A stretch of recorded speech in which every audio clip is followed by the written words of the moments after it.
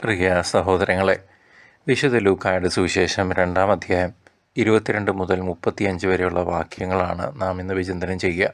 ഇവിടെ നാം വായിക്കുക ഉണ്ണി ഈശോയെ ദേവാലയത്തിൽ സമർപ്പിക്കുന്ന മനോഹരമായ നിമിഷത്തെപ്പറ്റിയാണ്. നീതിമാനും ദൈവഭയമുള്ളവനുമായ ശിമയോൻ, ജാതികൾക്ക് വെളിപ്പെടുത്താനുള്ള പ്രകാശവും നിന്റെ ജനമായ ഇസ്രായേലിൻ്റെ മഹിമയുമായി അവിടുത്തെ ഞാൻ കണ്ടു എന്ന് പ്രഘോഷിക്കുമ്പോൾ യേശു ലോകത്തിൻ്റെ രക്ഷകനാണെന്ന് നാം ഈ വാക്യങ്ങളിലൂടെ തിരിച്ചറിയുന്നു.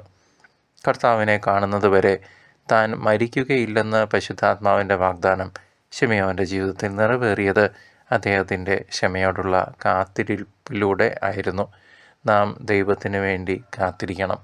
നമ്മുടെ സമയമല്ല ദൈവത്തിൻ്റെ സമയം എന്നും നാം തിരിച്ചറിയണം. നമ്മുടെ ജീവിതത്തിലെ ഇരുളടഞ്ഞ നിമിഷങ്ങളിൽ ക്രിസ്തു എന്ന പ്രകാശത്തെ മുറുകെ പിടിക്കുവാനും പരിശുദ്ധ അമ്മയെപ്പോലെ ദൈവഹിതം എളിമയോടെ സ്വീകരിക്കാനും ഈ വേദഭാഗം നമ്മെ പഠിപ്പിക്കുന്നു. കർത്താവിൻ്റെ മഹത്വപൂർണമായ 2-ാം വരവ് അടുത്തിരിക്കുന്ന ഈ കാലഘട്ടത്തിൽ ശിമയോനെ പോലെ പരിശുദ്ധ മറിയത്തെ പോലെ ഒരുക്കമുള്ള ഹൃദയത്തോടെ നമുക്ക് കാത്തിരിക്കാം. പ്രിയ സഹോദരങ്ങളെ, നമ്മുടെ പാപങ്ങളെക്കുറിച്ച് ആഴമായി അനുഭവിക്കുവാനും ഹൃദയകാഠിന്യം വെടിഞ്ഞ് ദൈവത്തിലേക്ക് മടങ്ങി വരാനുമുള്ള വലിയൊരു ആഹ്വാനവുമാണ് ഇത്.